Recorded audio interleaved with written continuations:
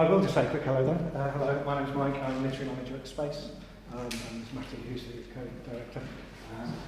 What is cast together to run through the play. I've had a sneak preview. It's sort of on its feet. It's looking really good. After the run, we'll come back together in a separate circle and have a bit of a chat about it. And if there's any questions that come out of that, you can always continue the conversation with Mark afterwards. So that's very much the plan. But other than that, I shall say enjoy the show.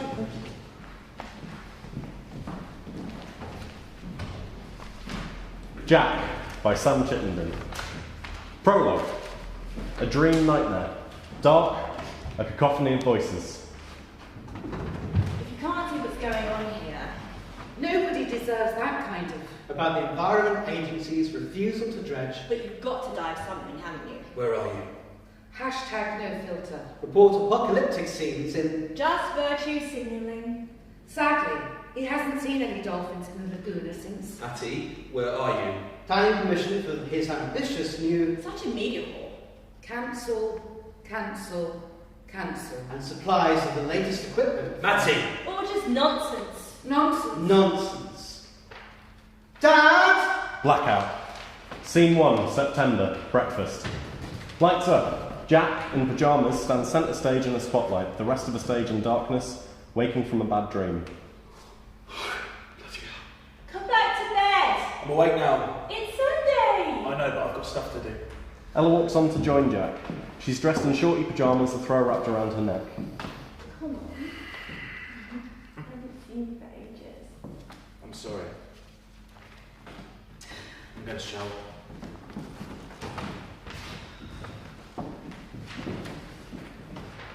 Blackout. The sound of a shower continues. Oh, God. Come on, lad! What are you made of? Stronger stuff. You're made of stronger stuff than that. Stuff. The sound of a shower stops. Jack dries and dresses. Lights up on Ella, standing centre stage with 2 mugs. One of Jack's jumpers over her PJs. Coffee's getting cold. Jack comes on, now dressed. He has a tub of pills in his hands. As Ella watches, he takes out a pill, pops it in his mouth, and puts the tub in a pocket. Ella passes him his coffee, used to this routine. He takes a swig and washes down the pill. Don't say it. I wasn't going to. It's fine. They stand as if looking out of a large window, overlooking a garden or landscape. Those apples are nearly ready. There's a few wrinkles already. Yeah. It'll be time to get the leaf blower out soon. So what stuff? Oh, client interview tomorrow, a wilding project in Dorset. I need to prep. That's good, isn't it? And you leave? Yeah. It's just, well, it's not really my forte. I'm not sure why Stuart suggested me for it, but he must know what he's doing. Stuart? Yeah. Always seems to be pretty hot now. Yeah, that's what I reckon. And it's an interesting premise. I mean, I guess I'm intrigued. Well, I think I'll leave you to it. After breakfast. No, you can stay for work. No, it's okay. I don't mind. I might Jack. I don't need to spend another day on hold. Anyway, I've got stuff to do with my own, you know. I need to write my conference paper. Yeah, but can't you do it here? I didn't bring my files. I wasn't expecting to be working today. Blackout.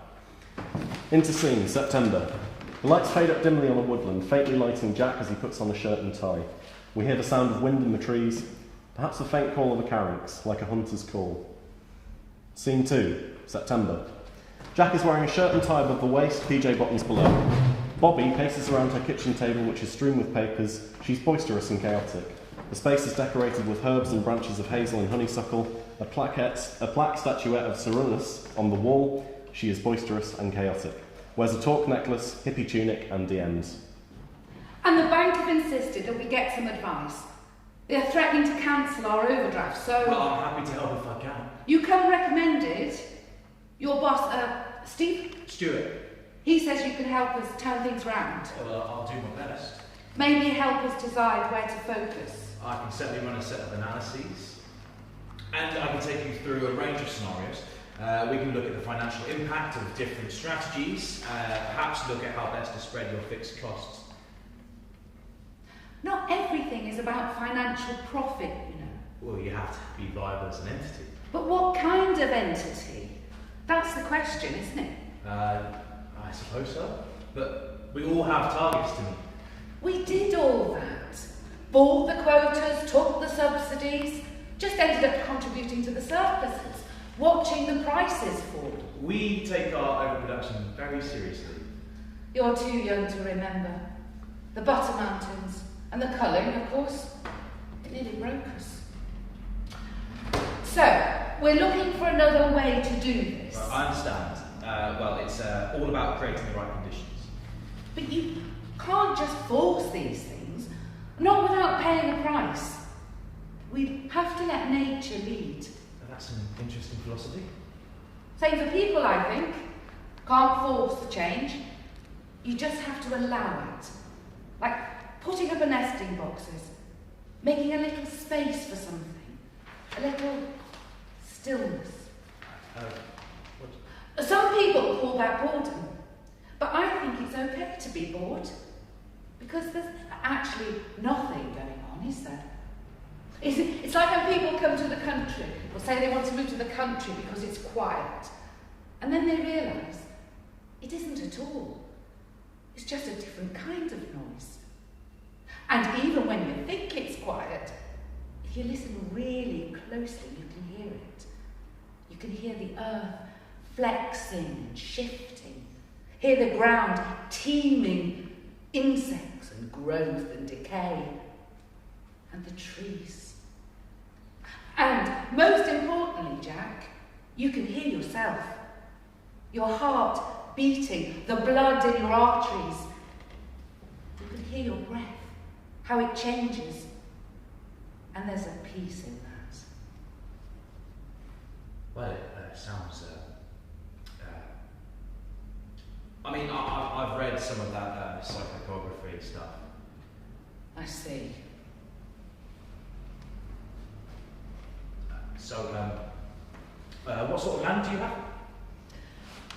Wood pasture mostly, some scrub and coppice, a little wetland. Arable? Not much. Plenty of grazing.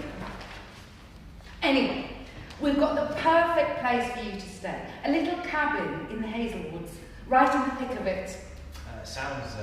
basic, but cosy. Well, that's very generous of you. Come and see us, then you can decide. Interscene, September.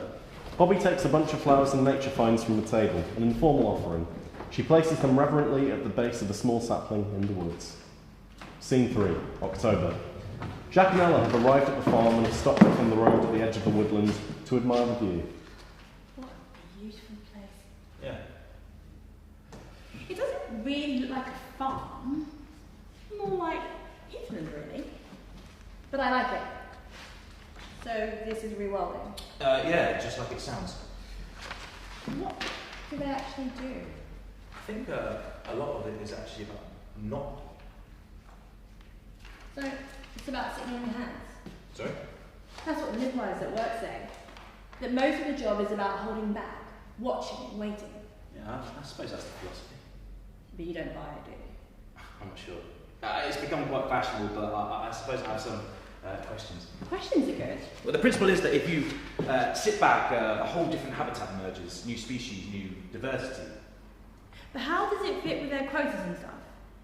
I mean, how can a place like this be productive? Well, that's what I want to find out. Right. I mean, that's what Roberta is asking you to look at. Because doesn't it eventually just go completely wild, like all covered with weeds and stuff? Wildflowers. Weeds are just plants where we don't want them. That's kind of my point. I mean, my dad tried something like that once with part of his garden. Decided he would leave a part of the lawn unmown and it started to turn back into meadow, which was delightful at first.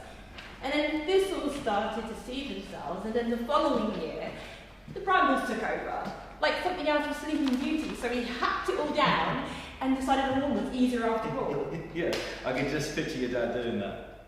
So I don't quite understand why this place isn't just covered in brambles. Because your dad's garden is fenced in. Keeps the animals out. Yeah, because they are grazing animals. Deer, for example, they eat the brambles. Yeah, I get it. The same with the trees then. Sure. But if your deer ate them all, then there'd be none. Well, it settles into an equilibrium. Although not necessarily what you might expect or want, if you just let it happen, that is, which is what the purists do. You're not a purist then? If you want a specific outcome, like to project a certain species or simply to meet your targets, you can't just leave it all to nature. Like, without natural predators, the number of grazers can increase more than you'd want. So, well, someone has to be in control. And that someone is you. Man, I'm happy to take a back seat. I think Roberta's going to be open to ideas, but I reckon I'm going to learn a lot from her too. Are you now? Oh, come on, Ella, she's about 60. You going to be okay, Jack? Yeah, of course. What do you mean? On your own? I'll miss you, of course. That's not why. It's just that, well, I'm not sure you're really ready to be doing this stuff yet. Which is understandable. I'm not being critical, it's just that No, I'll be fine. It'll do me good. Back to nature for me too, perhaps. Yeah. I'm almost envious.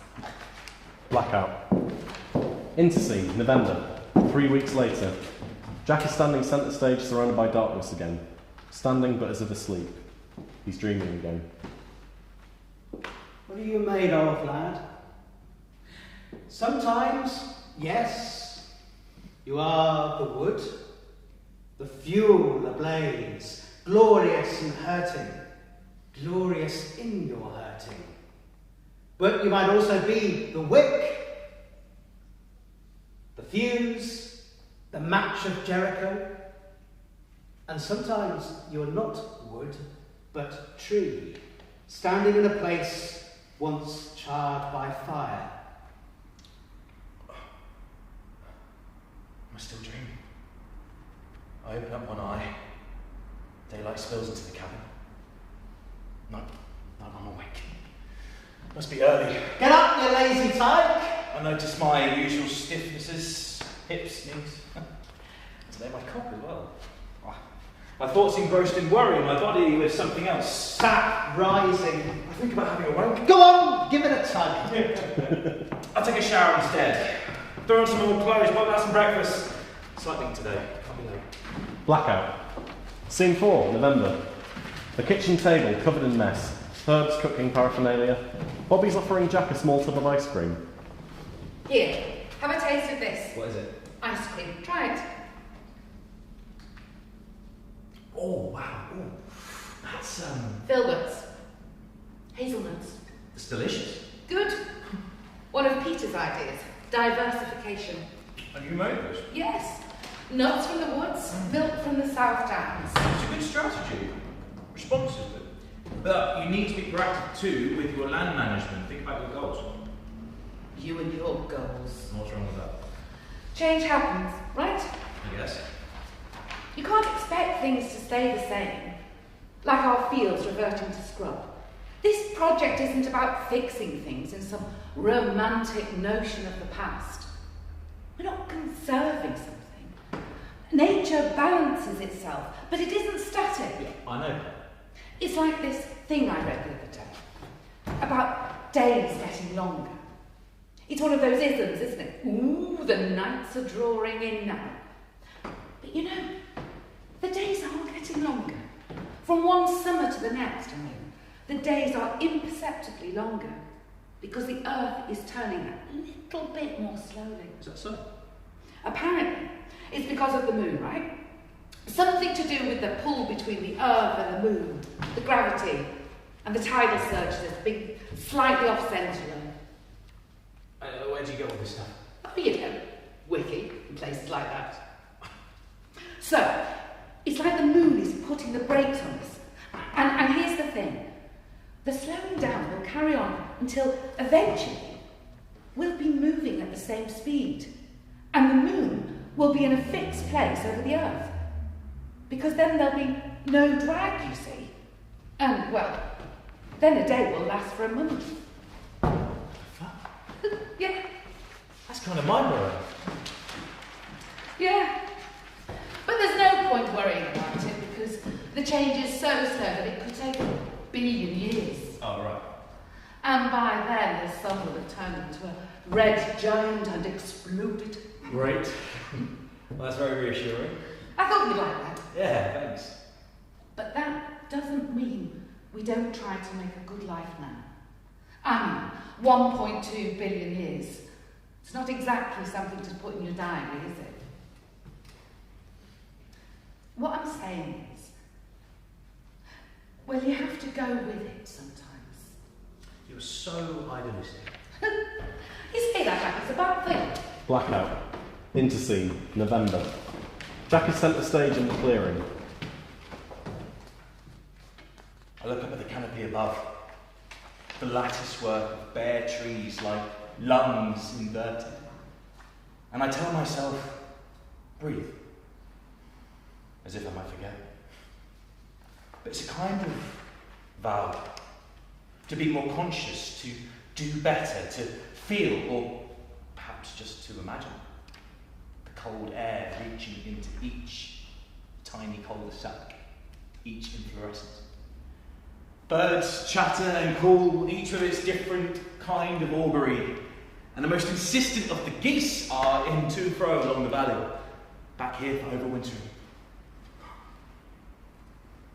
So I will overwinter here as well, and see if I might sink a little deeper into the earth, into my roots. See if I might find some antidote to this year's dread work of getting over things. Blackout. Scene 5, November. Video call.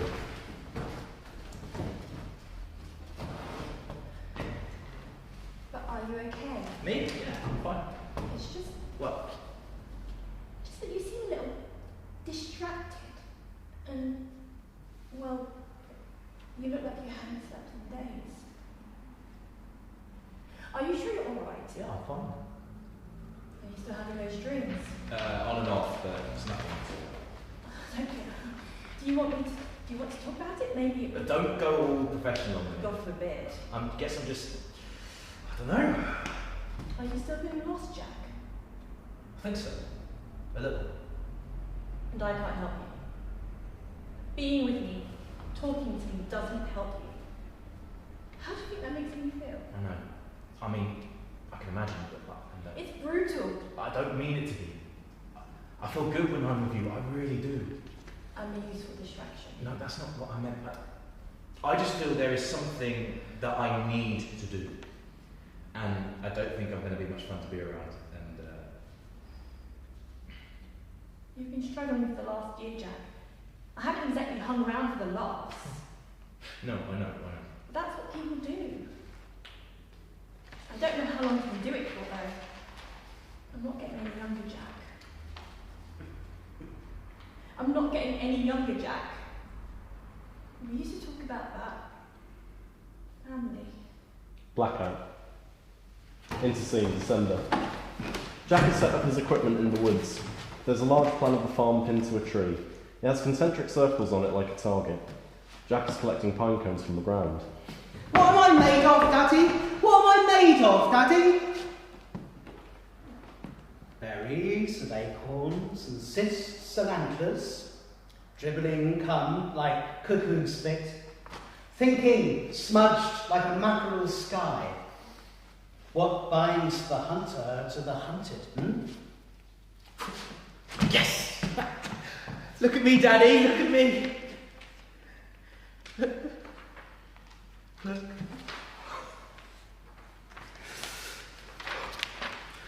I think I might be losing it. Oh, whatever it is, or maybe finding it. That can't be right. Blackout.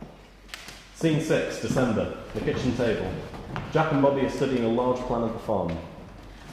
So, we should take down these fences here and let the deer have the run of the lower 40. Yeah, but you'd lose half of your remaining arable fields. Your yield crop would fall through the floor. Our crop yield, yes. But there'd be other benefits. I don't see how you can monetise them though. And there's more than enough scrub already, if you ask me. Sorry? Well, it's a mess. If you want to impress the auditors, you're going to have to start managing the woodlands better too. There are several dead trees in the eastern quadrant and fallen branches everywhere. There's bound to be an increase in pests and fungal infestations. Does it offend your Tory boy sensibilities? I'm not. All that rot and decay, the maggots and mushrooms are doing their jobs. You know, people used to introduce dead trees into landscapes. The standing dead, to create a sense of history. I think we've forgotten how to do that. How to accept death as a part of our lives. I don't see the connection. We've left the dead wood there on purpose. It's the perfect recycling process. And a stressed tree will often drop a branch or two to provide supplementary food to its root system. The dead can nurture the living. I mean, what do you think happens to us when we die? Well, I, for one, am going to be cremated. You're not serious. Anyway, we don't see all of that happening. More's the pity, if you ask me. It's just nature. I want my carcass to be useful. That dead wood is teeming with life. You know, some people say that wolves finally died out in Britain when the last of the open cemeteries were walled in. Sorry. Because it cut off a big part of their food supply.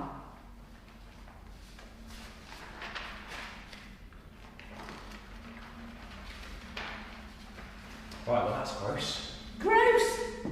You're not really into all this, are you? What are you here for, Jack? Really? Project. I'm genuinely intrigued. That's not the vibe I'm getting from you, though. I'm sorry, it's just that, well, this isn't panning out quite like I thought, and, No? maybe it's me. Yes. Maybe it is. You know, Jack, I think you're maybe a bit of a fake, you and your consultancy. Wait a minute. You say you support a natural approach, but you're all about constraining things. That is so not what we're about here. You're selling your models as some kind of environmental revolution, but it's all just greenwash. What? Propaganda. I can assure you, we take a very ecologically sound approach. You do as much as you need to get your clients their subsidies and the right logos to appeal to the Waitrose customer. And as for you, well, you're not exactly the green man, are you, Jack? Oh, come on, I've always been out in the open air, in nature. But it doesn't move through you. It doesn't govern your life the way it does a true countryman. You've tamed that part of yourself. Like you tame your world, or try to. Tamed? No, and I can't blame you. I mean, our society, our civilization is geared up to control things. We remove the variation. Aircon in the summer, central heating in the winter. And it's all fine. Because we can get oranges and fresh flowers all year. We try to flatten out the seasons. And then when it gets too cold, too dark, you fly off to the Bahamas or somewhere. Well, every man deserves a fucking holiday. What's wrong with having a holiday here? A staycation, you mean? We did all that last year. Only because you had no choice. Well, I was going stir crazy. No reason, see? Well, maybe we are meant to stay put, huh? Maybe we are naturally nomads. Nomads don't live in fancy houses and drive expensive cars. It's electric. It's an electric car. But don't you think that there's something about planting your feet somewhere? Doesn't that speak to you? This is some weird kind of hippie shit you're selling today. But it's just bollocks, isn't it? I mean, what's the fucking point? You're a bit of a nihilist, aren't you? Yeah, if you say so. What's the point? I hear so many people say that. Like, there's no point recycling at home because industry creates 100 times more waste than individuals. Or there's no point protecting our environment because it'll all be underwater in 50 years. They're letting themselves off the hook. And it's the same with you. I don't see what you're getting at. What do you want, Jack? You seem so keen to come here, as if this was some kind of crusade for you. What? But you've been here 6 weeks now, and I can't make you out. I know nothing about you. There's really nothing to say. But who are you, Jack? Apart from just certificates. What makes you tick? I don't know. Usual stuff, I guess. Such as? I like rugby. You play? I watch. I like drinking a pint or two. Bit of hiking. I eat too many pies. I go to bed earlier than I want and later than I should. And do you sleep? Not really. I see. What about people? They're alright. I mean, who are the people that matter to you? Well, Ella, of course. Are you two married? No, not. But I'm divorced, but I don't see why. Kids? Do you have kids, Jack? No. Okay. Blackout. Interscene, December. Jack sits at the base of a tree, hugging his knees and rocking. What am I made of, Daddy? What am I made of, Daddy? Are you lost, boy? Lost, yes. Best keep going then. Only way out is through. You must look for the green. Look for the heartwood, the core of things. A place you can drill into. A place you can open yourself wide and sing. Sound effect of woodland and heartbeat gradually getting louder. Can you not hear it? Can you not hear it, boy? What is it? The forest. But what? Water in the trunks. Messages between the trees. Creatures in the dirt. The sound of life and death and decay and rebirth. The sound of everything you've ever loved. Everything you ever will love. Blackout. Scene 7, December. Jack and Elle on a video call in mid-conversation. I've just been busy. I've called you, messaged you several times and... Yeah, as I said, I've been. I'd like to see you, Jack. I can't right now. Too busy. Well, What? I am busy, but it's not so much that. So what is it then? It's hard to explain. Try me. I just feel that I'm. You want to be alone. I've given you space, Jack. I've given you so much space that... Honey, I know. I'm sorry. Yeah, I love you. I know. And you've been brilliant, you know, through all of this. I have. Yeah, I need to do this. And you think I'll stop you? Try to stop you? With the best intentions in the world, but yeah. I'm worried about you. I don't know exactly what this is. This, whatever it is that you're imagining. But it sounds like What? some kind of breakdown. And that really scares me, especially if you're insistent on doing this on your own. Look, I just feel this is the right place to be. On your own in the bloody woods. Don't be like that. Look, that place is amazing. But you are not a fucking tree. Jack, Yes. I think you might be taking it a bit too seriously. Let me do this. Please. And then I promise I'll... Don't promise anything that you can't deliver on. No, okay. But we'll talk, and we'll decide then, both of us. We'll decide together. Right. You are pretty amazing to me. How long? Do you have any idea how long you'll... Well, just to the end of the project. That's another 4 months. I know. But I'll see you at Christmas, right? I can't. Sorry, I can't do Christmas. It's just too... Right. I get it, Jack. I'm so sorry. Will you call? Uh, No. I'll message you to check in. Right. And I'll make sure Bobby has your numbers, just in case of any... For fuck's sake, Jack. Blackout. Scene 8, December, the woods. Dim lighting. Jack is lying on the ground, napping. There's a tripod a few yards away and various surveying equipment and paperwork. The man enters in shabby work clothing, almost tramp-like. He carries a twisted walking stick. It could be a large wand. He walks up to a tree and runs his fingers over a small double spiral symbol carved into the bark. He places a small pile of sticks at the base of the tree.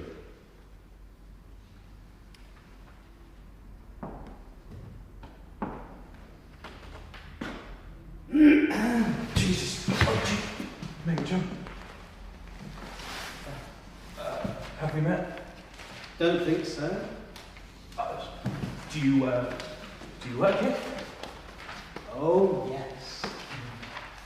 Right, I'm Jack. Are you based in the village? I live here. Right. Nice. Comfy down there? No, not really. Just a bit tired. Bit brave, keeping under the tree of the world in this weather. Sorry? Sorry? Under the yew. Don't see that golden cloud around him? The pollen, you mean? Well, I don't get hay fever, so...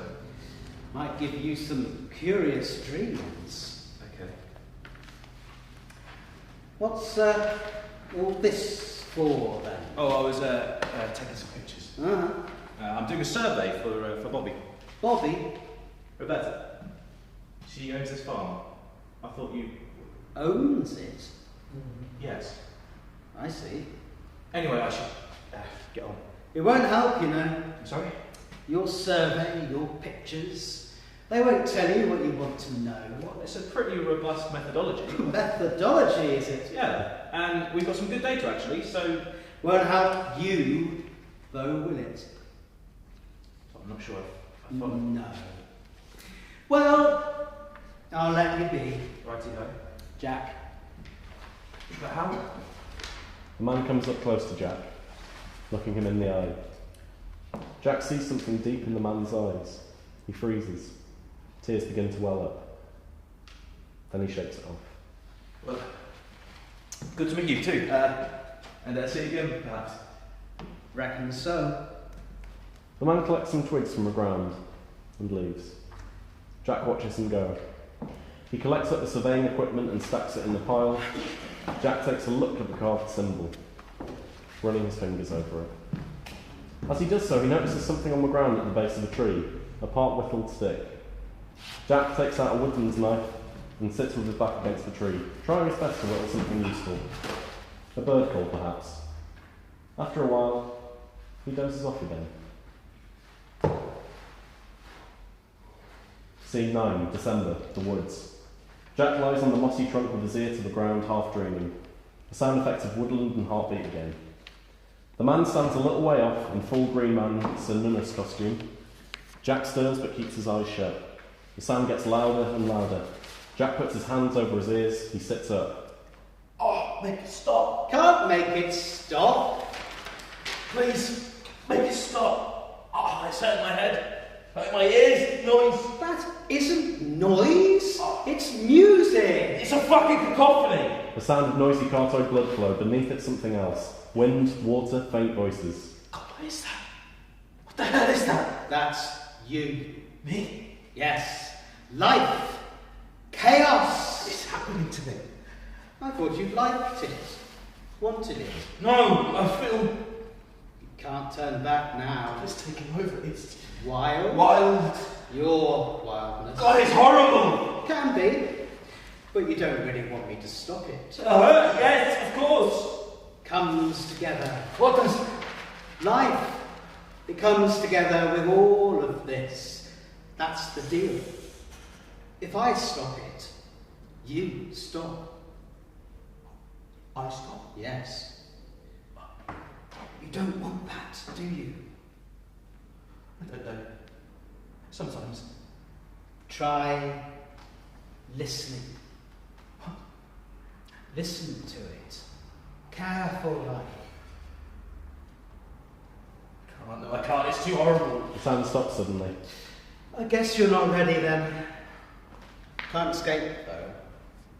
You must break into the cage. You must ache for it, Jack.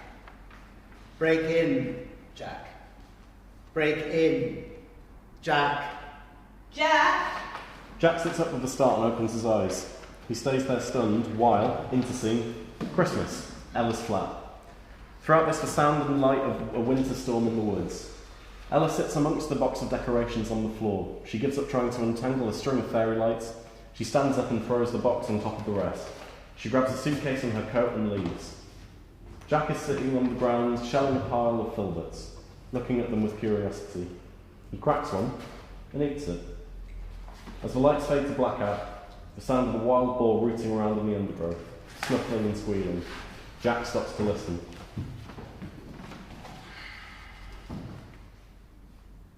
Scene 10, January, the farmhouse.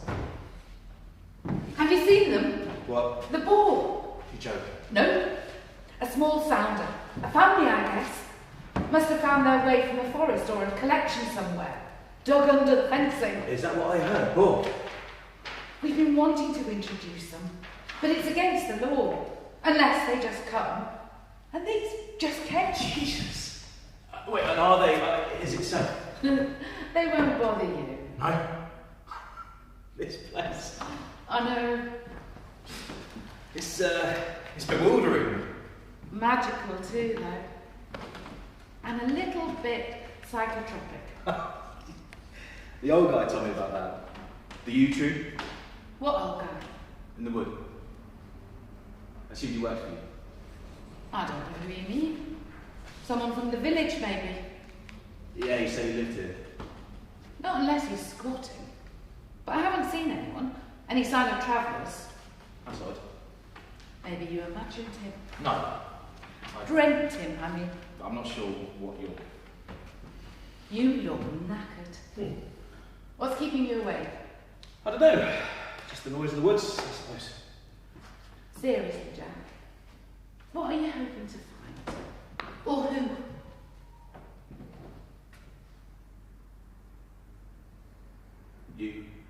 You know about it? I guess there was something. So I did a bit of Right. awful. Yeah. He was 10. I'm so sorry. Do you want to tell me? There's not much to say. Out on his bike, blind corner, bad weather, no one to blame. That's what everyone said. But of course I did blame myself, mostly.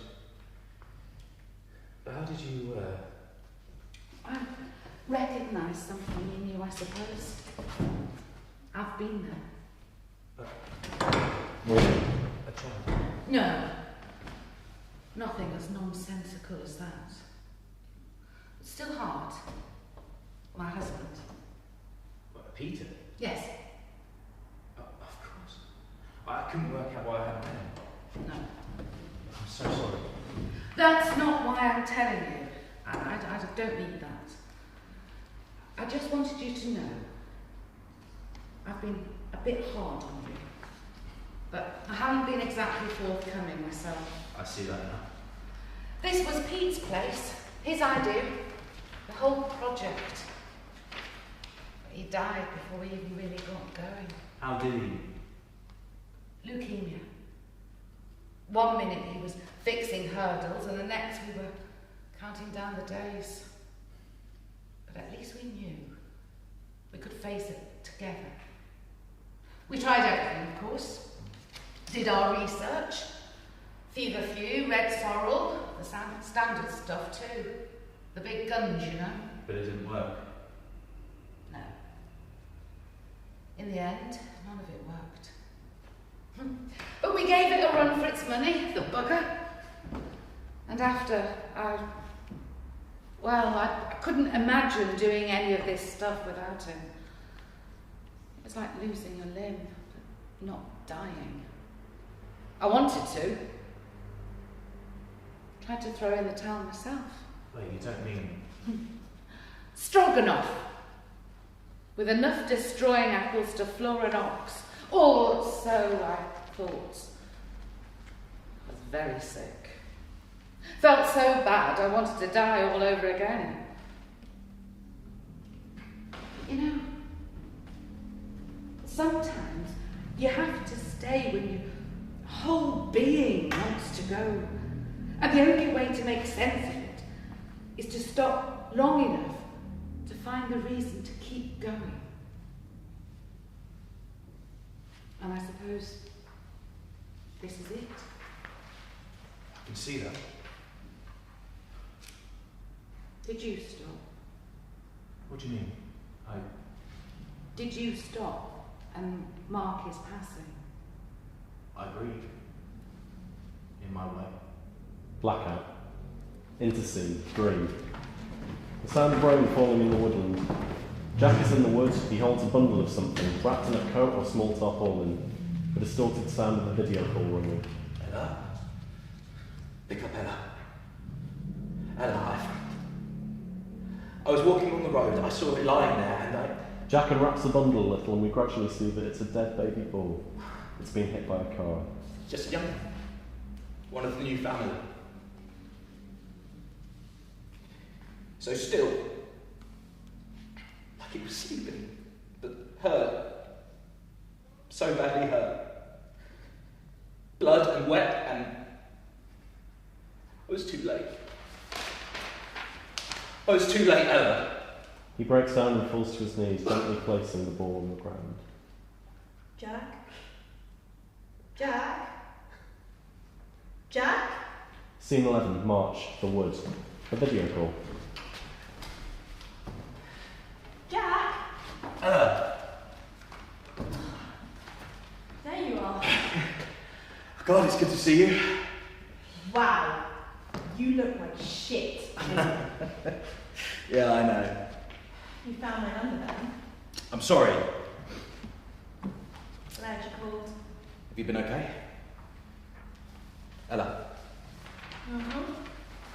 But No, nothing. How was the conference? It was good. They asked me back. Great, that's great. So, how's it going there?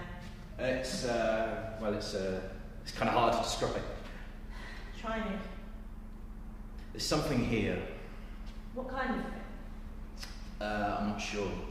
You've seen something? It's more of a sense of something, but I mean, I can hear them. The trees. Have you been picking mushrooms?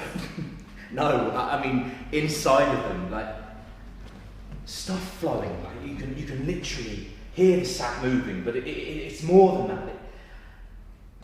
that. There's an energy. Like now, like spring, right? You know when they say every young man's fancy turns to thoughts of sex? Love. It's meant to be love. Well, and I used to think that, well, you know, what a load of bollocks that was. I mean, we shag all year round, don't we? Well, not recently, Jack. What? Come on, don't be like that. But seriously, if you tap into what's going on, you can feel everything awakening. And I just feel so energised, and I can, well, it's like I can feel this force rising in me.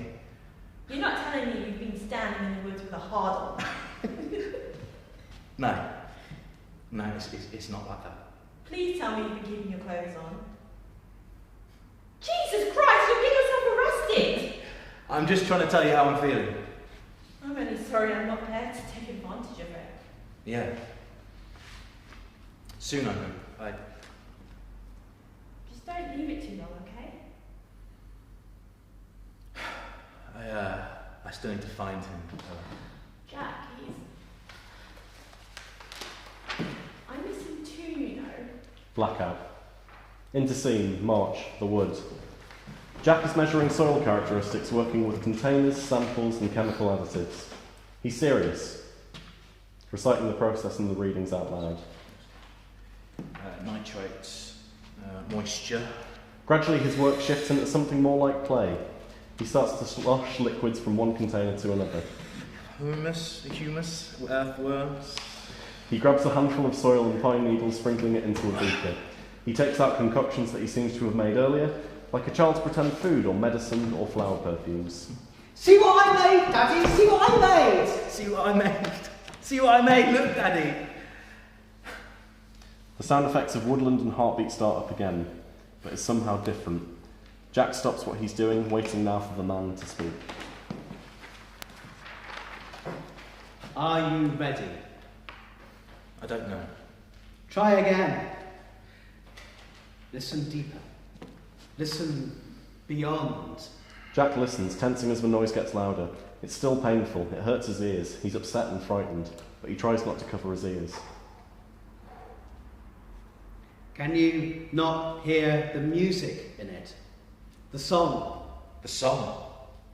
Very faintly, the sound of singing emerges. Listen carefully. Here we go gathering nuts in May. Matty, is that you? On a cold and frosty morning. Oh God, is that you? Matty! Dad! Dad! It's okay!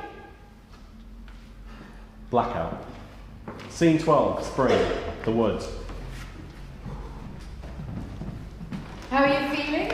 Actually, alright, I think. It's good to have you back, Jack. Back? What do you mean? I just mean that you really brought something to the place lately. I mean, at first you were a bit of a dick, but... Thanks, I think. What changed your mind? Or your heart, I suppose. I don't know, really. Something about connecting. Okay. I mean, so I thought here I could be like part of, you know, but I found I couldn't leave it behind. That everything I was trying to run away from had come with me. And at first, you know, that made me really angry, but in the end, I realised that I didn't need to leave it behind. That those things, memories, connections, could actually support me. Maybe it's these fucking trees. One touch of nature makes the whole world king. Sorry? Shakespeare. They help each other out, you know, the trees, with nutrients. And they call for help. Like, if a tree is under attack and aphids, it sends out a signal, a scent that can be detected from miles away. And it's attractive to ladybirds. And the ladybirds come and eat the aphids. Wow. Yeah, it's clever stuff. Is that what you did? What? Sent out a distress signal? Not knowingly. Well, you were heard. You must have impressed him. Him? I thought you said that you never cease to amaze me. Thanks. So what are you going to do here then? Will you carry on the project? I think so, yes. If we can focus. But, well, let's just say I want to try to do it differently. I'm thinking of starting a training centre to teach other people about this way of farming, of course, but more than that, it strikes me that this is a great place for learning about, well, us. A great way to learn about us. A kind of retreat, but without retreating. A way of connecting. That sounds interesting. Yeah. Bit woo-woo. Oh, come on. But yeah, but good. You know, yeah, I think it might be worth a try. I'm glad you think so. Because I'd like you to help me run it. Me? Yes. Because if we can do something in a way that even you could be proud of, I think we might have cracked it. Wow, well, I need to... No need to decide yet. Take some time. Talk to Ella. She'll be here soon. What? I think she thought it was time. Wait, she called you? Yeah. Is that okay? I guess. Perhaps you better have a shower. Yeah, good call. And take some time off, okay? Just get a change. Okay, boss. It'll all be here when you're ready to come back. Tree canopy rustles and stirs above them. Lights dim, Bobby leaves. Interscene, dream. Jack is trying to finish off his plans diagrams. He's struggling and confused. A boy appears in the clearing behind him, dimly lit. Like this.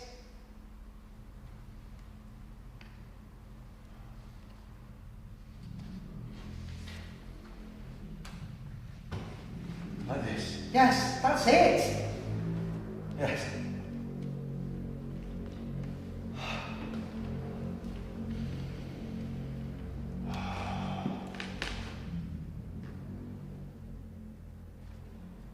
Thanks, Matt.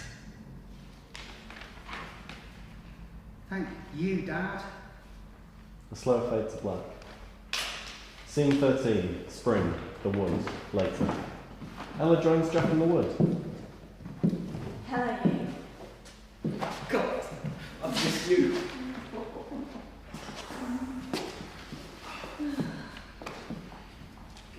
Good. I can see the fascination. Yeah? Yeah, it's, there's a vibe, isn't there? Yeah, you could call it that. So what have you been doing? It's hard to say. Work, of a sort. A bit of writing, mostly just sitting. I'm so sorry.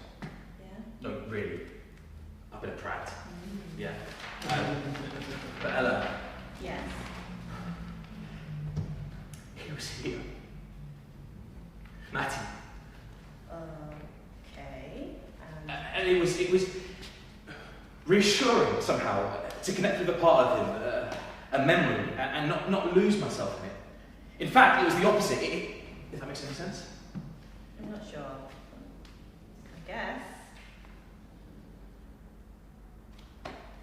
And you, how have you been doing? Well, the conference gave me something to focus on, I suppose, and some new ideas to work on. Other than that, I've spent a fair bit of time fuming. Oh, and packing up all the crap you've left at mine. Oh, God. And I've been house hunting. I found a really lovely space with a garden office, which would make a great practice room. Is it big enough for two? Maybe. That's a plan then. Kind of plan. Why did you come now? Thought you might need me. You were right. I do. I really do. Should I stay here with you for a bit? No, I think I need a break from all this now. It's been a bit intense. Let's go back to your flat for a few days, sort some stuff out. We can rescue my clothes from the charity pile if it's not too late. No. In the end, I couldn't quite, you know. Mm. We could maybe go past the house on the way. See what you think? We could. First. The canopy rustles above them, fading to black. Epilogue. Spotlight on the stage, dim lights on the audience, just enough to see each other. Stop a minute. You can close your eyes if you like, or keep them open, and become aware of everything around you, of the trees and the wind, all the buildings and the traffic, whatever there is. Wherever you are is good. And you can connect, commune, whether there are people with you or near you, or you can just imagine people who are all around you, alive on the planet at the very same moment as you, or no longer alive, but still a part of the web, of the network of present and past, experience and memory that joins us together. And imagine feeling safe, and when you are strong enough, giving it to others. And when you are not so strong, others giving to you. Give and take, ebb and flow, and everything as it should be, as it has always been. Connected and wild. Here we go gathering nuts in May, nuts in May, nuts in May. Here we go gathering nuts in May on a cold and frosty morning. Lights fade to blackout. End.